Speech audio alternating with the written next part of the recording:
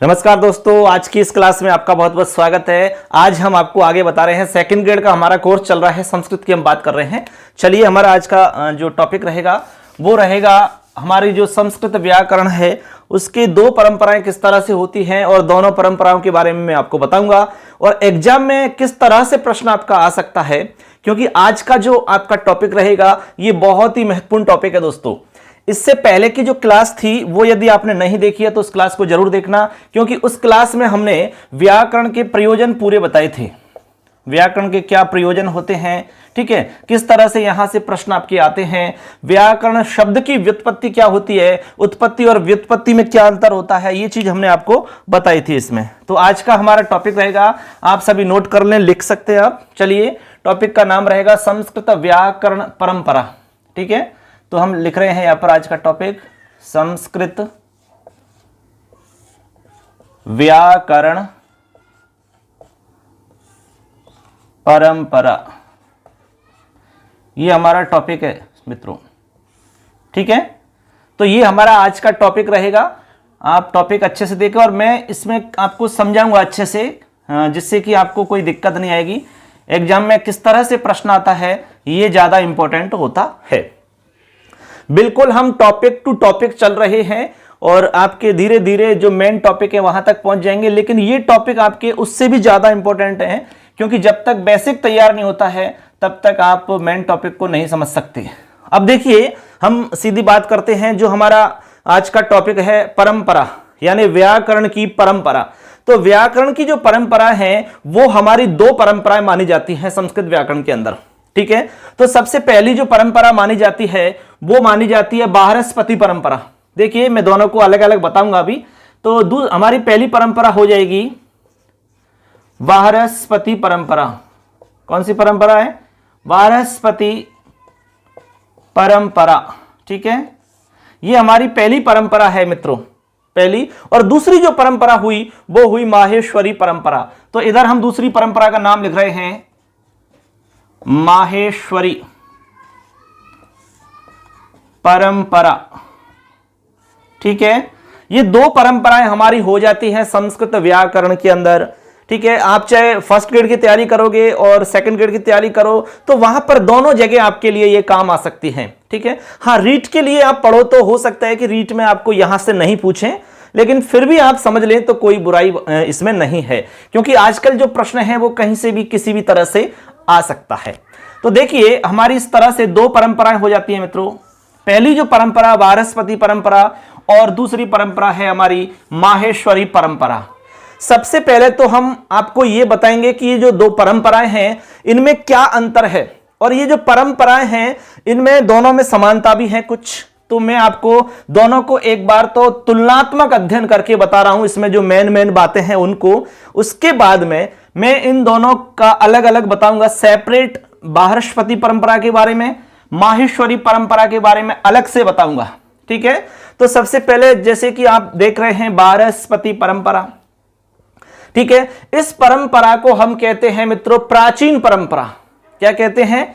प्राचीन परंपरा। देखो, प्राचीन परंपरा, इसको हम क्या कहते हैं? प्राचीन परंपरा, यानी कि ये प्राचीन परंपरा मानी जाती है। कौन सी? बारहस्पति परंपरा। और इधर यदि हम देखें माहेश्वरी परंपरा को, इसको हम कहते हैं अर्वाचीन परंपरा।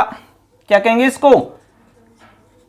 अर्वाचीन परंपरा, अर्वाचीन कह सकते हैं, या इसको नवीन परंपरा भी कह सकते हैं मित्रों, ठीक है। यानी कि ये प्राचीन परंपरा मानी जाती है, बहुत पुरानी परंपरा मानी जाती है, जबकि हमारी ये वाली परंपरा अर्वाचीन या नवीन परंपरा मानी जाती है। इसके बाद में यहां पर हम देखें कि जो हमारी बारहस्पति परंपरा है, इस बारहस्पति परंपरा को हम वैदिक परंपरा भी कहते हैं। क्या? वैदिक परंपरा इसको हम कहते हैं, क्योंकि इसका जो संबंध है वो वेदों से होता है, ठीक है। जबकि हमारी माहेश्वरी परंपरा जो है इसको हम कहते हैं लौकिक परंपरा। क्या कहेंगे मित्रों? लौकिक परंपरा। एक एक बिंदु को एकदम सरल तरीका से मैं आपको समझा रहा हूं, जिससे कोई दिक्कत ही नहीं आएगी आपको। तो यहां पर हो गया वैदिक परंपरा, और इधर माहेश्वरी परंपरा को हम कहेंगे लौकिक परंपरा, ठीक है। अब देखो ये वेद से संबंध रखती है, ये लौकिक परंपरा से संबंध है, इसका लोक से संबंध है, इसलिए इसका नाम लौकिक हो गया। अब यहां पर एक बात और ध्यान रखनी है, बृहस्पति जो परंपरा है इसका जो संबंध है मुख्य रूप से वो इंद्र की व्याकरण से है। इंद्र की व्याकरण से इसका मुख्य रूप से संबंध है। तो इधर हो गया इंद्र की व्याकरण, ठीक है, और यहां पर जो होगा यहां होगा पाणिनीय व्याकरण से संबंध।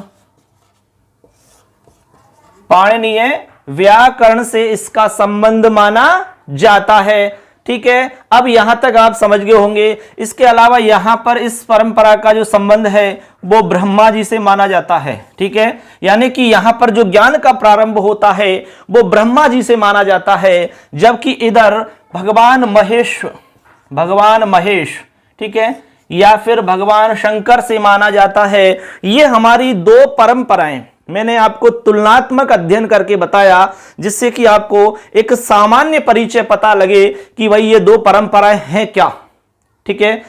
तो हमारी जो माहेश्वरी परंपरा है वो परंपरा है जिसका हम अध्ययन कर रहे हैं, वर्तमान समय में हम जिसको पढ़ रहे हैं, समझ रहे हैं, वो है आपकी माहेश्वरी परंपरा। जबकि पहले की जो पुरानी परंपरा है जिसको हम पहले समझते थे, पहले से जिसका हम अध्ययन करते आ रहे हैं, ठीक है, वो हमारी प्राचीन परंपरा, वैदिक परंपरा, इसमें व्याकरण जो होती है वो इंद्र की व्याकरण मेन है, ठीक है। इस तरह से आप इसमें सामान्य जानकारी समझ चुके हैं, आप ये नोट कर लीजिए, स्क्रीनशॉट ले सकते हैं, ठीक। आगे चलते हैं।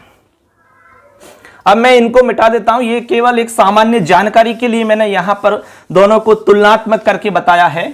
अब आगे बढ़ते हैं। अब यहां पर देखिए आपका जो एक बहुत ही महत्वपूर्ण प्रश्न यहां से बन जाता है।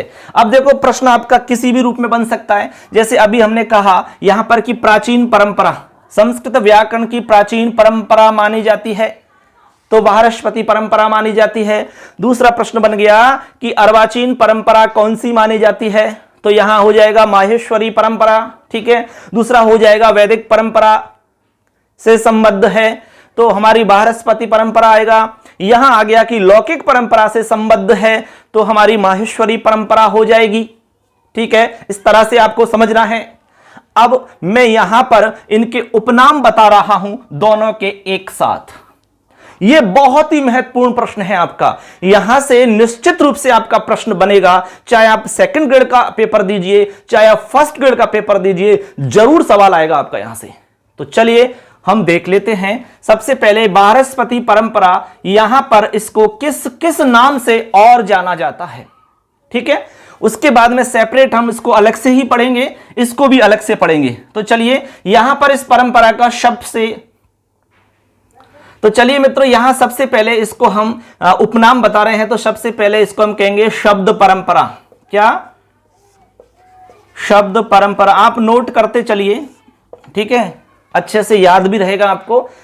इसको कहेंगे शब्द परंपरा, क्योंकि इसमें जो ज्ञान दिया गया है वो एक एक शब्द के हिसाब से दिया गया है, प्रतिपद पाठ करके दिया गया है इसमें, यानी एक एक शब्द को बताया गया है व्याख्या सहित, या पद को बताया गया है व्याख्या सहित, इसलिए इसका नाम है शब्द परंपरा, ठीक है। अब ये जो परंपरा है आपकी, ये कठिन मानी जाती है। ये वाली जो परंपरा है वो कठिन मानी जाती है, क्योंकि इसमें नियमों का अभाव पाया जाता है। इसमें कोई नियम नहीं थे, नियमों का अभाव था, इसीलिए ये जो परंपरा है बृहस्पति परंपरा, ये अपने आप में कठिन हो जाती है, तो इसको कठिन परंपरा माना जाता है। और इसी के वजह से हमारी दूसरी परंपरा का जन्म हुआ है माहेश्वरी परंपरा। इसकी जो कठिनाई थी, इसकी जो कठिनता थी, उस कठिनता को दूर करने के लिए दूसरी परंपरा का जन्म होता है माहेश्वरी परंपरा का, ठीक है। तो इसलिए हम यहां पर इसको कातंत्र परंपरा भी कह सकते हैं। कातंत्र, कातंत्र का मतलब होता है कठिन, ठीक है, यानी इसका दूसरा नाम क्या हो गया? कातंत्र परंपरा। इसको हम कातंत्र परंपरा भी कह सकते हैं। तो देखिए मित्रों, यहां पर हमारा नाम हो गया शब्द परंपरा, दूसरा हो गया कातंत्र परंपरा। अब देखो मित्रों, आगे हम इसको नाम देंगे प्रतिपद पाठ परंपरा। यहां हम कह सकते हैं इसको प्रतिपद पाठ परंपरा, इसका नाम है, ये उपनाम बता रहा हूं मैं। यहां प्रतिपद पाठ परंपरा इसलिए कहेंगे क्योंकि इसमें जो ज्ञान दिया गया है वो प्रतिपद पाठ करके दिया गया है। एक एक पद का पाठ किया गया है, एक एक पद को बताया गया है। और ऐसा माना जाता है कि ब्रह्मा जी ने बृहस्पति को जो ज्ञान दिया वो लगभग 1000 वर्षों तक ज्ञान दिया है इसके अंदर, ऐसा मानते हैं। और वो ज्ञान दिया प्रतिपद पाठ करके। ठीक है, इसके अलावा और उपनाम हो सकते हैं। अब देखो मित्रों, आगे इसको हम कह सकते हैं लक्ष्य परंपरा। लक्ष्य परंपरा, ठीक है। इसके बाद में दीर्घकालिक परंपरा भी इसको हम कहते हैं, दीर्घकालिक परंपरा। ठीक है, दीर्घकालिक परंपरा। इसके अलावा इसको हम कठिन या क्लिष्ट परंपरा, वो आपकी यहां आ गई है, अलग से लिखने की आवश्यकता नहीं पड़ेगी। ठीक है, या इसको हम कातंत्र कह सकते हैं, कठिन कह सकते हैं, क्लिष्ट परंपरा इसको हम कह सकते हैं। तो ये हमारे उपनाम हैं, इसके आपको ध्यान में रखने हैं। यहां से भी आपका सीधा प्रश्न आ जाता है। जैसे मान लो सीधा प्रश्न आपका बन सकता है कि शब्द परंपरा किसे कहते हैं, कातंत्र परंपरा कौन सी है, प्रतिपद पाठ परंपरा किसे कहा जाता है, लक्ष्य परंपरा या दीर्घकालिक परंपरा किसे कहा जाता है। उत्तर हो जाएगा बृहस्पति परंपरा। क्लियर है यहां तक। अब हम सेकंड नंबर पे जो है हमारी माहेश्वरी परंपरा, द्वितीय परंपरा, इसके बारे में देखते हैं कि इसके कौन कौन से उपनाम हैं। चलिए उधर भी आप नोट कर लीजिए, ये आप नोट कर लो, इनको स्क्रीनशॉट ले सकते हैं, अपनी कॉपी में आप नोट्स भी बना सकते हैं। चलिए, माहेश्वरी परंपरा को हम सबसे पहले कहेंगे नियम परंपरा। नियम, क्योंकि इसमें हम नियम पढ़ते हैं, इसमें नियम हैं, जबकि यहां नियम नहीं थे, इसलिए तो कठिन मानी जाती है ये वाली। अब यहां पर नियम है तो इसको हम कहेंगे नियम परंपरा। क्या कहेंगे, नियम परंपरा। नियम से मतलब सूत्र है, तो हम सूत्र भी कह सकते हैं, तो नाम दे सकते हैं सूत्र परंपरा, सूत्र परंपरा। ठीक है, इसके बाद में और कह सकते हैं सुतंत्र परंपरा, सुतंत्र। देखो यहां इधर हमने कहा कि कातंत्र परंपरा, तो कातंत्र का आप विपरीत मान सकते हैं सुतंत्र परंपरा। ठीक है, कातंत्र और इधर सुतंत्र परंपरा। इसके बाद में हम इसको कह सकते हैं लक्षण परंपरा। देखो बिल्कुल बारीकी से अंतर समझना, लक्षण परंपरा। इधर हमने आपसे कहा था लक्ष्य परंपरा, बृहस्पति में आपसे हमने कहा लक्ष्य परंपरा, जबकि यहां पर है लक्षण परंपरा। हमने इससे पहले की जो क्लास आपकी ली थी उसमें हमने कहा कि भगवान पतंजलि ने महाभाष्य के अंदर व्याकरण के लिए एक लाइन कही है। क्या कहा था उन्होंने, लक्ष्य लक्षणे व्याकरणम। तो लक्ष्य और लक्षण को व्याकरण उन्होंने कहा, तो हमने वहां बताया कि भाई लक्ष्य क्या है और लक्षणम क्या है। बताइए लक्ष्य क्या है। लक्ष्य का मतलब है उदाहरण, क्या है, उदाहरण है एक तरह से। और यहां पर लक्षण का मतलब है आपका सूत्र। लक्षण का मतलब क्या है, सूत्र है हमारा। तो ये हम आपको बता चुके हैं। तो यहां पर सूत्र हैं, नियम हैं, इसीलिए इसको लक्षण परंपरा हम कहते हैं। क्लियर है। इसके बाद में इसको लघुकालिक परंपरा कहा जाएगा, लघुकालिक, लघुकालिक परंपरा इसको हम कहते हैं, जबकि बृहस्पति परंपरा को हमने क्या कहा, दीर्घकालिक परंपरा नाम दिया। तो इसको हम कहेंगे लघुकालिक परंपरा। इसके बाद में जो मेन है आपके लिए बहुत इंपॉर्टेंट है, पाणिनीय परंपरा, इसको हम कहेंगे पाणिनीय परंपरा। ठीक है, बहुत ही मोस्ट है ये पाणिनीय परंपरा और सबसे आपकी फेमस भी है। और लास्ट इसमें एक याद रखो, लोकप्रिय परंपरा, लोकप्रिय परंपरा। ठीक है, लोकप्रिय परंपरा है, अर्थात ये जो परंपरा है हमारी सबसे ज्यादा लोकप्रिय है। लोक में सबसे ज्यादा इसी को समझा जाता है, इसी को मतलब जाना जाता है, और सबसे ज्यादा अध्ययन भी इसी का हम करते हैं। ठीक, माहेश्वरी परंपरा के अंदर हम भगवान शिव को मुख्य मानते हैं, क्योंकि जो ज्ञान का प्रारंभ है वो भगवान शिव से ही हुआ है और आगे जाके फिर पाणिनि है, पतंजलि, कात्यायन इत्यादि से होते हुए और आगे बढ़ता रहता है ये ज्ञान इसमें। तो माहेश्वरी परंपरा के ये हमारे नाम हो जाते हैं उपनाम। यहां से सीधा प्रश्न बन जाता है कि लघुकालिक परंपरा किसे कहा जाता है, पाणिनीय परंपरा का संबंध किससे है, लोकप्रिय परंपरा कौन सी मानी जाती है, स्वतंत्र परंपरा कौन सी है, सूत्र परंपरा किसे कहा जाता है। यहां से कोई भी प्रश्न आपका सीधा सा बन सकता है, तो इसलिए हमें यह याद होना चाहिए। क्लियर। अब मैंने आपको बता ही दिया कि माहेश्वरी परंपरा में जैसे माहेश्वर सूत्र होते हैं, ऐसे ध्यान रखो आप। ठीक, माहेश्वरी सूत्र होते हैं ना, इस तरह से आप ध्यान रखिए।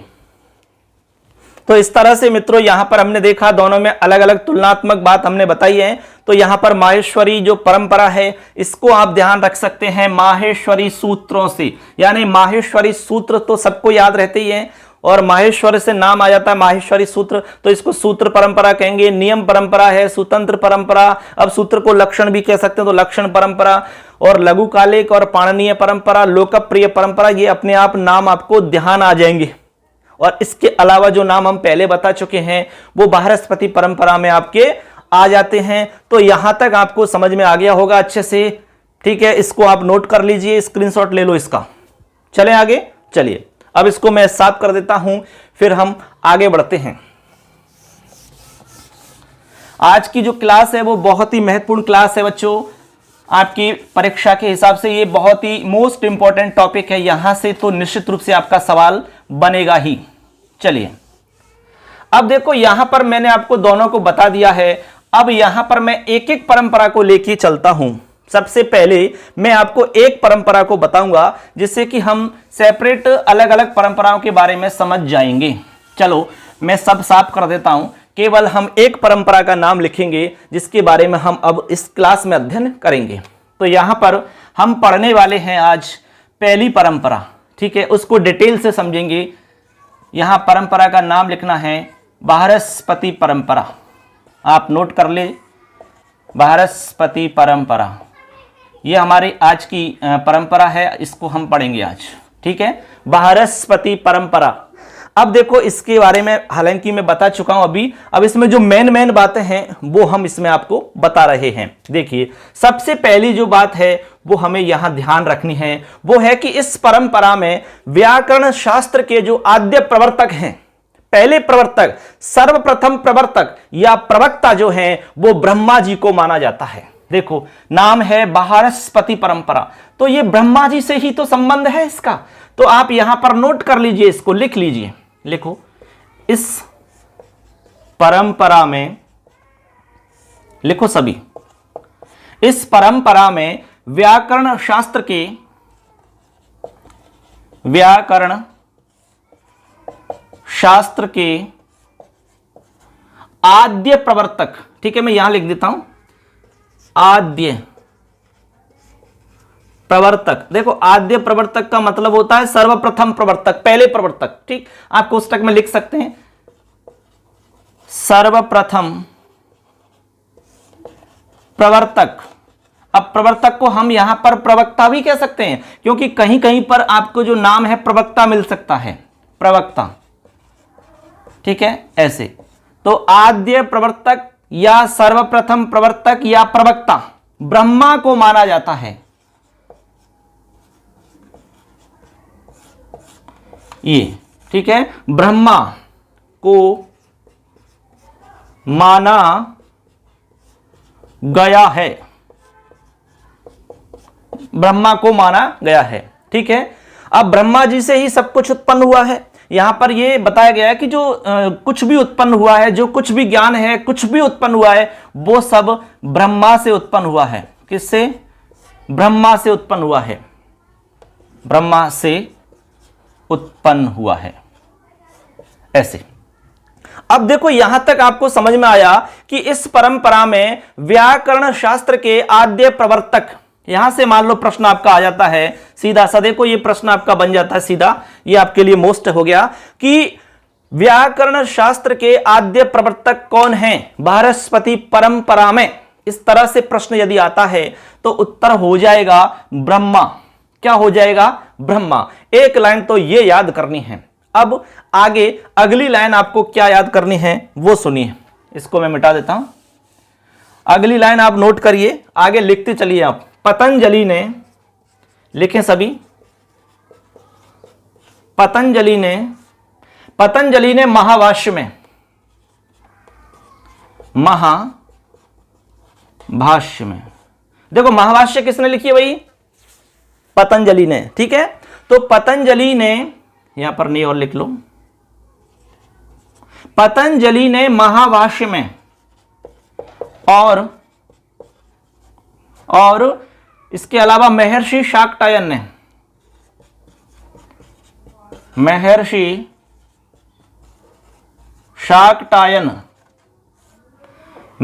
शाकटायन ने, इनका ग्रंथ है ऋक् तंत्र। कौन सा है? ऋक् तंत्र।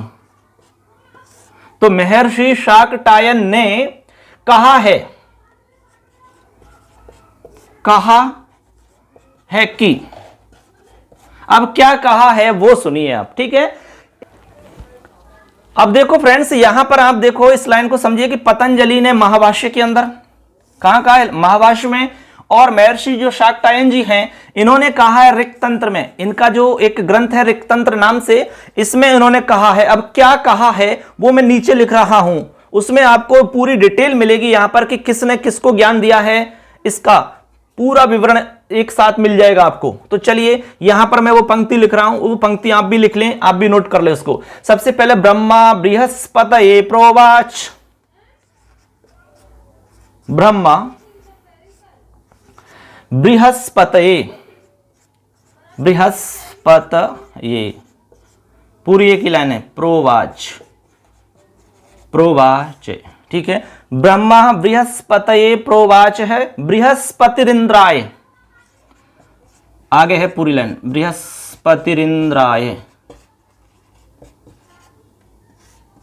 बृहस्पतिरिंद्राय, और इसके बाद में इंद्रो भारद्वाजाय, आगे लिख रहा हूं मैं यहां से, इंद्रो भारद्वाजाय। ठीक है, और आगे है भारद्वाज ऋषिभ्य, भारद्वाज ऋषिभ्य। ठीक है, और आगे ऋषयो ब्राह्मणेभ्य, ऋषयो ब्राह्मणेभ्य। ऐसे ये हमारी पंक्ति हो जाती है मित्रों। अब देखो इसमें इसमें क्या लिखा गया है? इसमें कह रहे हैं कि ब्रह्मा बृहस्पतये प्रोवाच है, यानी कि जो ज्ञान सबसे पहले दिया गया है इस बृहस्पति परंपरा में, वो यहां लिखा है पतंजलि ने महाभाष्य में और महर्षि शाकटायन ने ऋक् तंत्र में। ये हम एक प्रूफ आपको दे रहे हैं, हमारे पास में ये एक प्रमाण है जो कि ये बताता है कि ब्रह्मा जी ने बृहस्पति को ज्ञान दिया है। किसने? ब्रह्मा जी ने बृहस्पति को ज्ञान दिया है, और बृहस्पति ने इंद्र के लिए ज्ञान दिया है, लिखा है बृहस्पतिरिंद्राय। उसके बाद में इंद्र ने जो ज्ञान दिया है वो भारद्वाज को दिया है। किसको दिया भाई? भरद्वाज या भारद्वाज। ठीक है, कई जगह भरद्वाज भी लिखा रहेगा। और यहां पर फिर भरद्वाज ने जो ज्ञान दिया है वो ऋषियों को दिया है। किसको दिया है? ऋषियों को। और ऋषियों ने जो ज्ञान दिया है वो ब्राह्मणों को दिया है। किनको दिया है? ब्राह्मणों को। इस तरह से ये ज्ञान का एक हमारा पूरा एक क्रम है कि किसने किसको ज्ञान दिया है इस परंपरा में, ये आपको ध्यान रखना है बस। अब मैं इसको एरो लगा के लिख रहा हूं ऊपर, मैं ऊपर से लाइन साफ कर रहा हूं, यहां से ये 2-4 लाइन देखिए, फिर मैं आपको ऊपर लिख रहा हूं इसी लाइन को थोड़ा सा और क्लियर करके। देखो, सबसे पहले जो ज्ञान दिया गया है वो है ब्रह्मा। आप इसको इस तरह से नोट कर लें, ब्रह्मा। ठीक है, सबसे पहले जो ज्ञान है वो ब्रह्मा ने किसको दिया है? बृहस्पति को। तो आप यहां लिख लेंगे बृहस्पति। ठीक, आगे चलिए, बृहस्पति ने जो ज्ञान दिया वो किसको दिया है? बृहस्पतिरिंद्रा है, इंद्र को। इसमें आपको और अच्छे समझ में आएगा। अब जो इंद्र ने ज्ञान दिया है वो किसको दिया? इंद्र, भरद्वाज, भरद्वाज या भारद्वाज, तो यहां लिखें भरद्वाज। ठीक, आगे चलिए, आगे जो भरद्वाज ने ज्ञान दिया है वो किसको दिया? ऋषियों को। अभी हमारी पूरी लाइन कंप्लीट नहीं हुई है। ऋषियों को, ठीक है, किसको दिया? ऋषियों को। और ऋषियों ने जो ज्ञान दिया वो किसको दिया भाई? ऋषियों ने ज्ञान दिया है ब्राह्मणों को। किसको? ब्राह्मणों को। इस तरह से हमारी ये पूरी लाइन हो जाती है। तो ये जो लाइन है ये बहुत ही मोस्ट लाइन है आपके लिए, इसको आप याद रखें। ठीक, इसमें देखो सबसे पहले ब्रह्मा जी को याद रखना है कि ब्रह्मा जी ने जो ज्ञान दिया है वो बृहस्पति को दिया है। उसके बाद में बृहस्पति ने जो ज्ञान दिया है वो इंद्र को दिया है, और इंद्र ने जो ज्ञान दिया है वो भरद्वाज को दिया है। ठीक है, फिर भरद्वाज ने जो ज्ञान दिया है वो ऋषियों को दिया है, और ऋषियों ने जो ज्ञान दिया है वो ब्राह्मणों को दिया है, और फिर ब्राह्मणों के थ्रू आगे जाके शिष्य परंपरा में आगे बढ़ गया है। आगे शिष्य परंपरा में हम तक पहुंच गया है ज्ञान। यह है वारस्पति परंपरा का मानना। क्लियर है बात? तो इसको आप नोट कर लो, सभी लिख लो इसको अच्छे से। ठीक, यहां तक कोई दिक्कत किसी को? चलो आगे बढ़ते हैं। अब इसको मैं साफ कर देता हूं, आप स्क्रीनशॉट ले लो, इसको आप लिख सकते हैं। ठीक है, बार बार देखोगे तो याद रहेगा आपको, काफी में नोट कर सकते हैं। चलिए आगे बढ़ते हैं। एक एक लाइन आपके लिए महत्वपूर्ण है यहां से, क्योंकि यहां से सब जगह से प्रश्न बन सकते हैं आपके लिए। और यहां जो मोस्ट लाइन है वही मैं बता रहा हूं आपको, यहां पर कोई फालतू की लाइन है यहां नहीं बता रहा हूं, या फालतू का कोई मैटर आपको नहीं बताया जाएगा, क्योंकि आपको हम इतनी मेहनत करके जो क्लास ले रहे हैं तो उसका एक ही उद्देश्य है कि आपको इसका फायदा मिले किसी भी रूप से। ठीक, हमारा यही कहना है कि आप हमारे चैनल से जुड़ जाइए, चैनल को सब्सक्राइब कर लो, और हमारे मोबाइल एप्लीकेशन को अभी प्ले स्टोर से डाउनलोड करो। वहां पे आपको एक्स्ट्रा चीजें जैसे कि पीडीएफ नोट्स हैं, जो कुछ भी हम यहाँ पढ़ाएंगे उसके नोट्स आपको पीडीएफ रूप में मिलेंगे हस्तलिखित। इसके अलावा टेस्ट आपको वहां पर मिलेगा, टेस्ट आप टॉपिक वाइज टेस्ट दे सकेंगे। इसके अलावा वहां पे आपको लाइव क्लास भी मिल जाएंगी, रिकॉर्डेड क्लास भी आपको मिल जाएंगी वहां पर, और बहुत अच्छा मैटर आपको मिल रहा है। ठीक है, चलिए आगे बढ़ते हैं। अब आगे आपको नोट करना है इसी में, देखिए इसी परंपरा से संबंध में, इस परंपरा के अनुसार, देखिए नोट करें सभी, इस परंपरा के अनुसार सभी लिखते चलें। इस परंपरा के अनुसार आदि प्रवर्तक ब्रह्मा, आदि प्रवर्तक ब्रह्मा तथा आदि प्रवर्तक ब्रह्मा तथा व्याकरण को सुव्यवस्थित स्वरूप प्रदान करने के कारण, ठीक है, आदि प्रवर्तक ब्रह्मा तथा व्याकरण को सुव्यवस्थित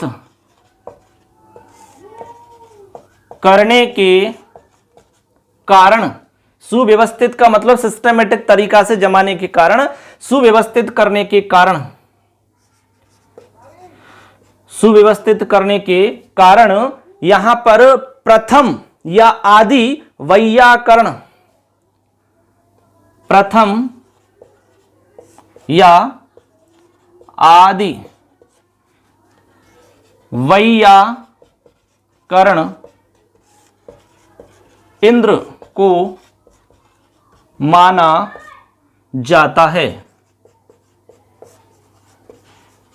ठीक है, ये लाइन आपको नोट कर लेनी है। इसमें आपको मेन चीज ये मिली कि यहां पर देखिए, एक बार मैं आप बता रहा हूं, इस परंपरा के अनुसार आदि प्रवर्तक जो है ब्रह्मा जी को माना जाएगा। एक बात तो ये याद रखनी है। दूसरी बात, व्याकरण को सुव्यवस्थित करने के कारण प्रथम या आदि वैयाकरण जो है, देखो मैं आपको एक बात बता रहा हूं यहां, व्याकरण, ठीक है, और एक शब्द आपने देखा होगा वैयाकरण।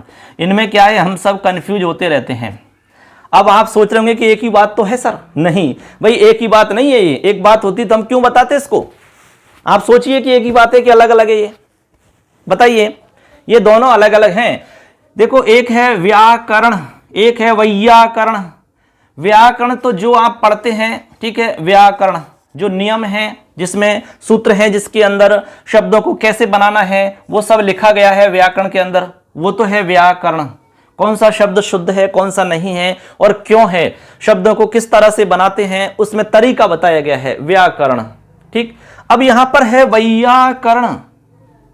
इसका मतलब है व्याकरण को पढ़ने वाला, व्याकरण को समझने वाला, व्याकरण को लिखने वाला या पढ़ने वाला, वो कहलाएगा वैयाकरण।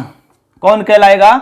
पढ़ने वाला, समझने वाला। जैसे मान लो आप किसी व्याकरण को पढ़ते हैं, ठीक है, तो आपको हम वैयाकरण कहेंगे। क्या कहेंगे? वैयाकरण। आप व्याकरण तो नहीं है, आप ग्रामर हो क्या? आप व्याकरण नहीं हो, आप व्याकरण को पढ़ने वाले हो, तो पढ़ने वाले को तो कहेंगे वैयाकरण। क्लियर है बात? और यहां पर जो व्याकरण है वो यहां आएगा। क्लियर? चलो आगे। तो यहां पर हमने यही लिखा है कि व्याकरण को सुव्यवस्थित करने के कारण यहां प्रथम या आदि वैयाकरण इंद्र को माना गया है। किसको? इंद्र को। ठीक है, तो यहां पर जो आदि प्रवर्तक माने गए हैं व्याकरण के, वो किसको मानते हैं भाई? इंद्र को मानते हैं। ठीक है, और इंद्र की जो व्याकरण है उसको कहते हैं ऐन्द्र व्याकरण। क्या कहते हैं? ऐन्द्र व्याकरण। ये जो कि बहुत ही फेमस है, इसको मैं आगे बताऊंगा अभी। तो इस तरह से आप यहां तक नोट कर लीजिए। ठीक है, आदि प्रवर्तक कौन है इस परंपरा के अनुसार, ये आपको ध्यान। ये आगे बढ़ते हैं इसमें। अब यहां पर एक बात नोट करनी है आपको, देखिए बहुत ही महत्वपूर्ण है, एकदम बहुत ही इंपॉर्टेंट है। लिखिए, पतंजलि के अनुसार ब्रह्मा ने, पतंजलि के अनुसार, पतंजलि के अनुसार ब्रह्मा ने, पतंजलि के अनुसार ब्रह्मा ने बृहस्पति को, बृहस्पति को 1000 वर्षों तक प्रतिपद पाठ करके ज्ञान दिया, शब्दों का ज्ञान दिया है। ठीक है, प्रतिपद पाठ करके यहां पर उन्होंने पाठ किया, प्रतिपद पाठ किया 1000 वर्षों तक। पतंजलि के अनुसार ब्रह्मा ने बृहस्पति को 1000 वर्षों तक प्रतिपद पाठ करके उनको ज्ञान दिया। अब यहां पर 1000 वर्षों तक की बात है। अब हमारे तो कई जन्म हो जाए इसमें, लेकिन भाई वो सामान्य नहीं है, अपनी तरह एक सामान्य मनुष्य नहीं थे, तो 1000 वर्ष उनकी उम्र हुआ करती होगी। ठीक है, तो यहां लिखा है कि 1000 वर्षों तक ज्ञान देते रहे, देते रहे, देते रहे, देते रहे। अब आप 1000 वर्षों तक आपको ज्ञान देते रहे, तो बताइए कितनी बड़ी बात है।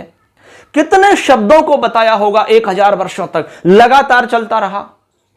समझो आप, यहां पर एक एक शब्द को बताया। प्रतिपद पाठ का मतलब है एक एक शब्द को बताना, एक एक शब्द को। ठीक है, एक एक पद को बताना, और वो भी व्याख्या करके बताना। जिस तरह से एक टीचर होता है और टीचर क्लासरूम में आकर के एक एक बच्चे की हाजिरी लेता है कि नहीं? एक एक बच्चे की हाजिरी लेगा। हाँ, राम, मोहन, श्याम, फलाना, रामलाल, श्यामलाल, एक एक को अलग अलग बोलेगा वो। ठीक है, एक एक की हाजिरी। इसी तरह से यहां प्रतिपद पाठ में एक एक सेपरेट, ठीक है, अलग से पृथक पृथक शब्दों को बताया, व्यापक रूप से व्याख्या कर करके समझाया है इस तरह से। तो यहां तक आप समझ गए कि इसके जो प्रवर्तक हैं वो कौन हैं, और यहां पर पतंजलि के अनुसार क्या कहा गया है। अब आगे चलते हैं। तो इस तरह से आप यहां पर नोट करते रहें, क्योंकि यहां से आपके प्रश्न बनेंगे। मैं आपको लास्ट में एक टेस्ट पेपर भी बना दूंगा, जहां जहां से आपके प्रश्न बनने की गुंजाइश रहेगी, या पहले इससे रिलेटेड कोई प्रश्न आ गया है तो उसको मैं टेस्ट में शामिल कर लूंगा। ठीक है, चलिए आप इसको नोट कर लें, लिख लो यहां प्रतिपद पाठ, याद रहेगा क्योंकि ये इसी की मेन है। मैं ये बात आप लिख लो, इस चीज को। प्रतिपद पाठ का क्या मतलब है, इसमें आप आगे लिख लो, एक एक शब्द को बताना, एक एक शब्द को, एक एक शब्द या पद को व्यापक रूपेण या फिर व्याख्या द्वारा बताना। ठीक है, ऐसे एक एक शब्द या पद को व्यापक रूप से व्याख्या द्वारा बताना, यह कहलाता है आपका प्रतिपद पाठ।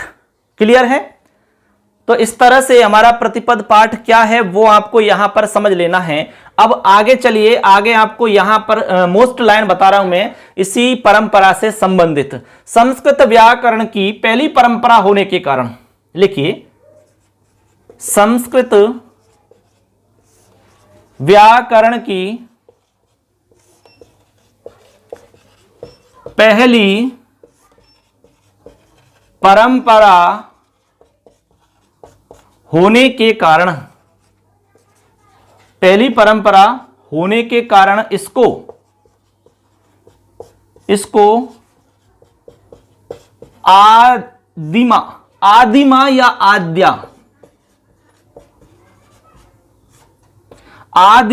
आद्या परंपरा भी कहा जाता है। आदिमा या आद्या परंपरा भी कहा जाता है।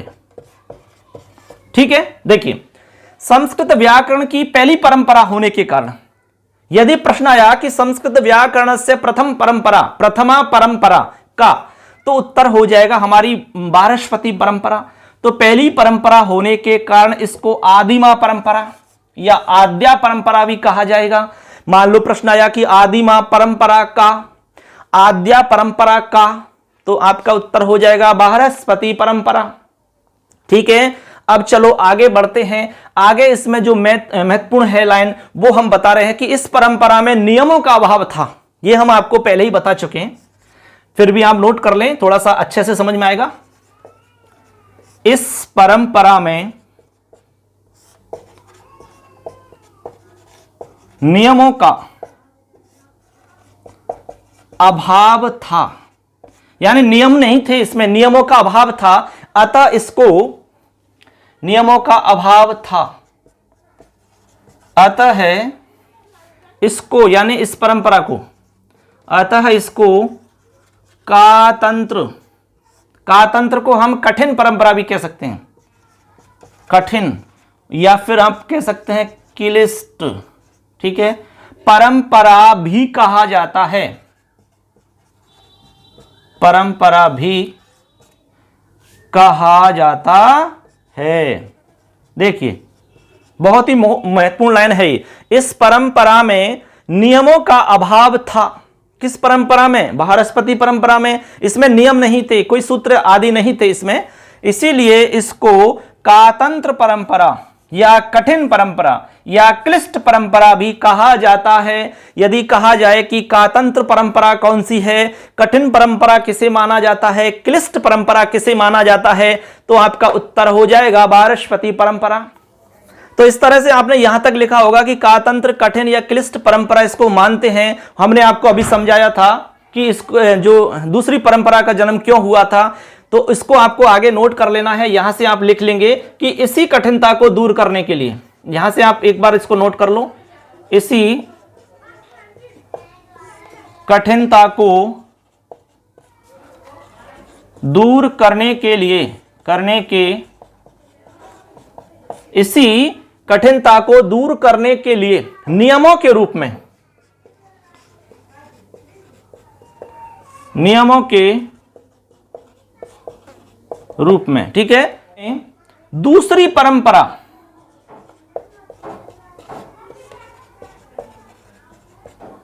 दूसरी परंपरा जिसका नाम है माहेश्वरी परंपरा का उदय हुआ।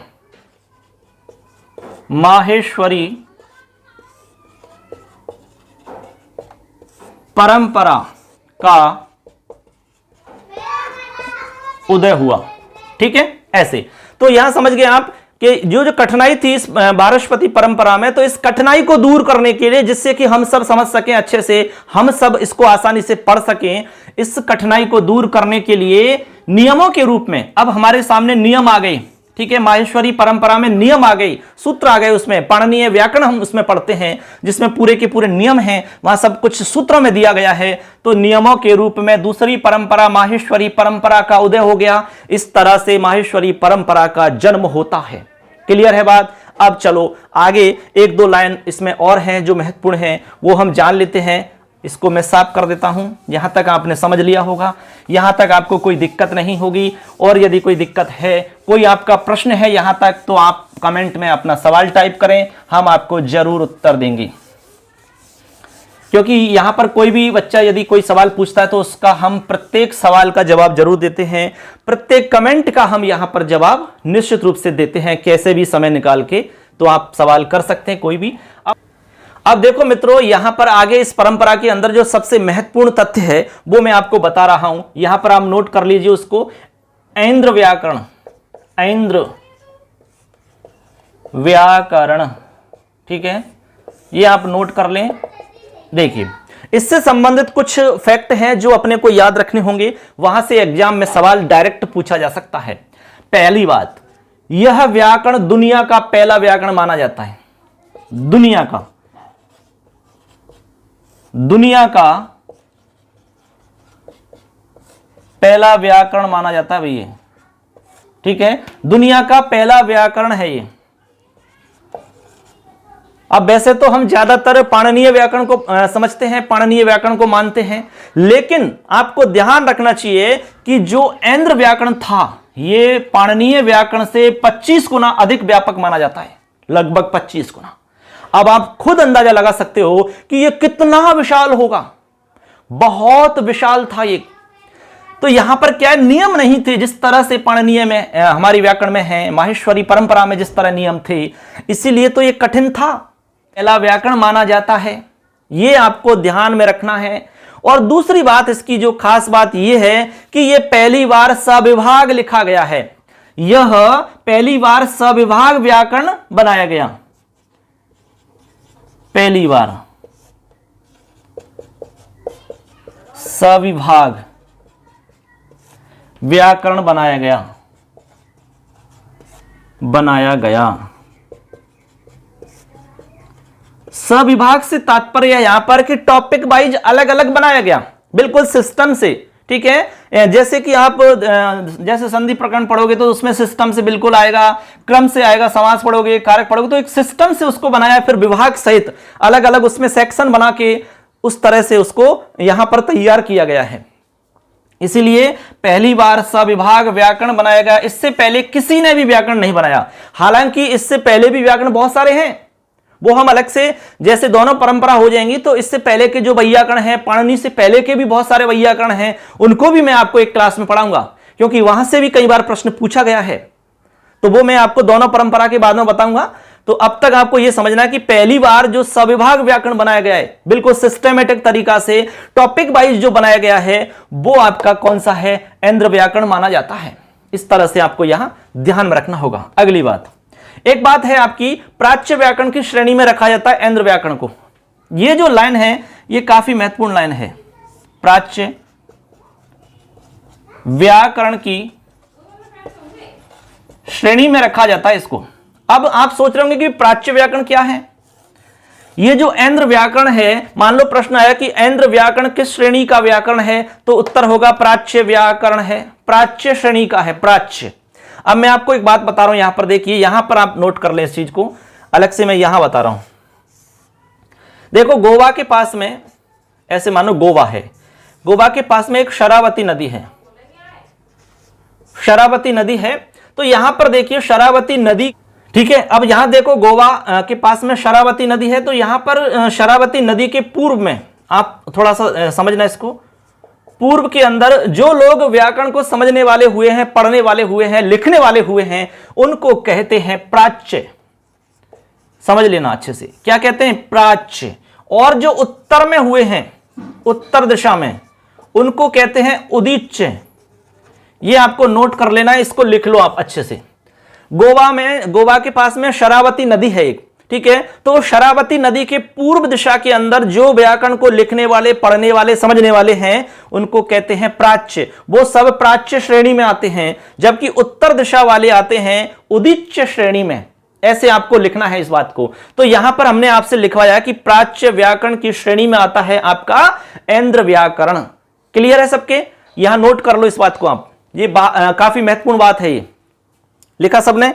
चलो अब हम इसको मिटा देते हैं। इसके बाद में एक दो हमारे फैक्ट और हैं, उनको भी जान लेते हैं। उसके बाद में हमारी आज की क्लास पूरी हो जाएगी। इसमें काफी इंपॉर्टेंट जानकारी आपको यहां पर बताई जा रही है। देखिए आगे हम यहां पर बता रहे हैं आपको, प्राच्य हो गया, आप इस बात को लिख सकते हैं, ठीक है। यहां पर आप नोट कर लो इसको, तो आपको याद भी रहेगा अच्छे से, साफ सुथरा लिख लो। प्राच्य व्याकरण, एक लाइन और लिख लो, कोई दिक्कत नहीं है। प्राच्य व्याकरण और उदीच्य व्याकरण, ठीक है, ऐसे। तो प्राच्य व्याकरण में लिख लो पूर्व दिशा में लिखे गए व्याकरण ग्रंथों को, पूर्व दिशा में लिखे गए व्याकरण ग्रंथों को, ठीक है। पूर्व दिशा में लिखे गए व्याकरण ग्रंथों को क्या कहेंगे? प्राच्य। और यहां पर लिख लो दूसरे में, उत्तर दिशा में, उत्तर दिशा में लिखे गए व्याकरण ग्रंथों को हम कहेंगे उदीच्य। ये दो लाइन आप लिख लें, इनको नोट कर लें, क्योंकि यहां से सीधा प्रश्न आपका बन सकता है। आगे एक काफी इंपॉर्टेंट जानकारी है, वो आप लिखें यहां पर। देखिए लिखें कि बोपदेव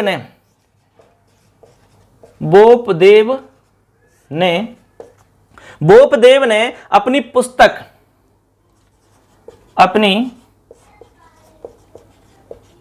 इनकी एक पुस्तक है बहुत ही फेमस है, पुस्तक का नाम है कवि कल्पद्रुम। कवि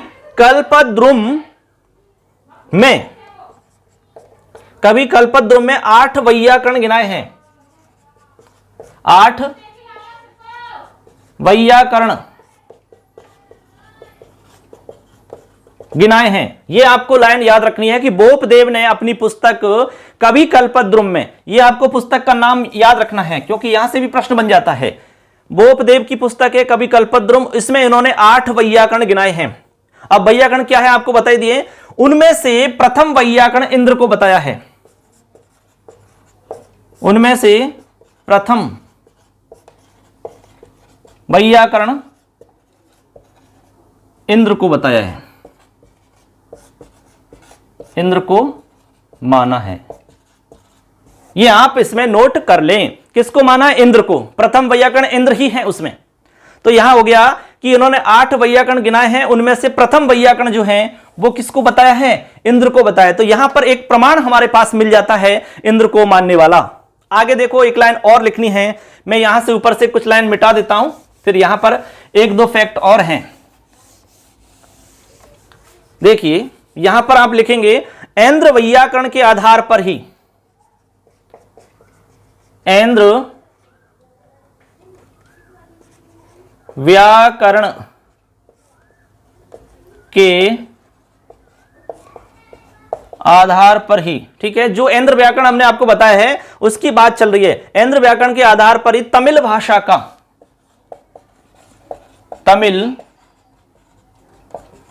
देखो तमिल भाषा का प्रथम या पहला व्याकरण, प्रथम व्याकरण क्या तमिल भाषा में लिखा गया है। तमिल भाषा में लिखा गया पहला व्याकरण तोलकाप्पियम, देखो नाम है तोलकाप्पियम, ये याद रखना है। तोलकाप्पियम देख लो, इसको अलग से नोट कर लो। तोलकाप्पियम को लिखने का कार्य, तोलकाप्पियम को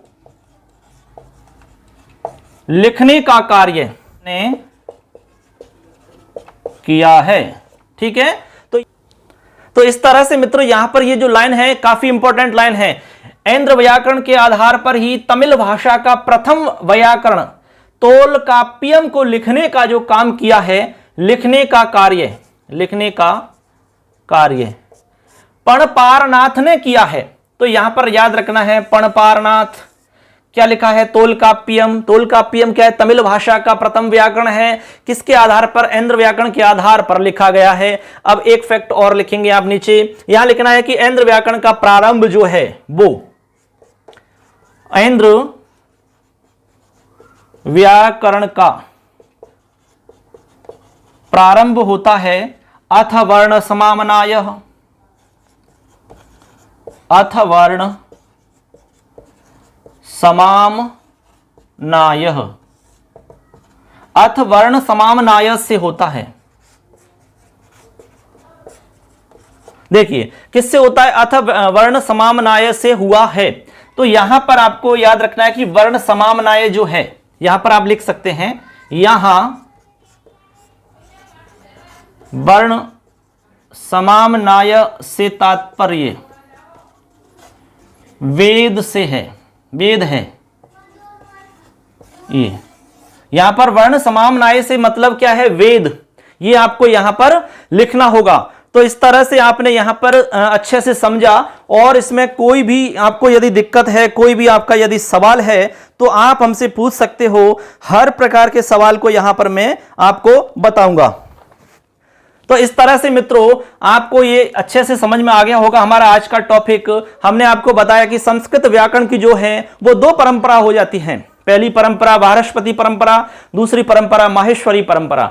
हमने दोनों में तुलनात्मक अध्ययन करके बताया, और हमने सेपरेट एक एक को यहां पर वार्ष्पति परंपरा को इस वीडियो में समझाया है। तो मित्रों इस तरह से आपको आज की क्लास में बहुत कुछ सीखने को मिला होगा। इसमें हमने जो महत्वपूर्ण आपके तथ्य हैं वो आपको यहां पर आपको साझा किए हैं, आपको यहां पर समझाने का प्रयास किया है। आपको अच्छे से समझ में आ रहा होगा। हमारी क्लास आपको कैसी लग रही है आप हमें कमेंट में जरूर बताएं, और चैनल को जरूर सब्सक्राइब करें, और मोबाइल एप्लीकेशन को अभी प्ले स्टोर से डाउनलोड करें। स्क्रीन पर आपको मोबाइल एप्लीकेशन हमारा दिख रहा है, आप इसको जरूर डाउनलोड करें। मिशन करियर क्लासेज हमारा एप्लीकेशन है, उसके थ्रू आप क्लासेज ले सकते हैं। ठीक है, तो यहां पर हमने जो जो बताया है उसको आप याद रखें, क्योंकि जैसे हमारा ये टॉपिक हो जाएगा, हम एक टेस्ट पेपर आपका लेंगे सबका, उससे आपको अनुभव हो जाएगा कि आपको कितना समझ में आ रहा है, आपका खुद का मूल्यांकन उसमें हो जाएगा। तो अगली क्लास में हम आपसे बात करेंगे माहेश्वरी परंपरा की। माहेश्वरी परंपरा में जो कुछ भी मैटर होगा वो हम आपको अगली क्लास में बताएंगे। तो आज की क्लास हमारी पूरी संपन्न हो जाती है। धन्यवाद सबके लिए, अच्छे से आपने सुना। जय तु भारतम, जय तु संस्कृतम। धन्यवाद है। मिलेंगे फिर नेक्स्ट क्लास में। पुनर्मिलामः।